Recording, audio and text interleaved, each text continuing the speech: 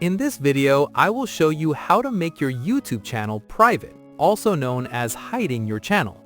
First, go to youtube.com and click on your profile icon in the top right corner.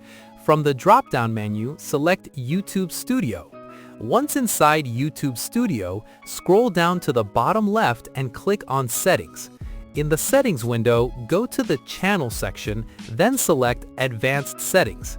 Now scroll all the way down until you find the Remove YouTube Content option.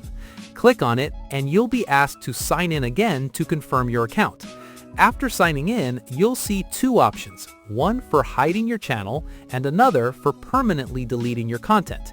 Choose the Hide My Channel option by clicking on the small arrow beside it. You'll then see a list explaining what will be made private, such as your channel name, videos, public playlists, likes, subscriptions, and subscribers. It will also mention that your comments and replies will be permanently deleted. To continue, simply check all the boxes to confirm and click on Hide My Channel. Once you do that, your YouTube channel will be hidden until you choose to re-enable it later. If you found this video helpful, subscribe to our channel.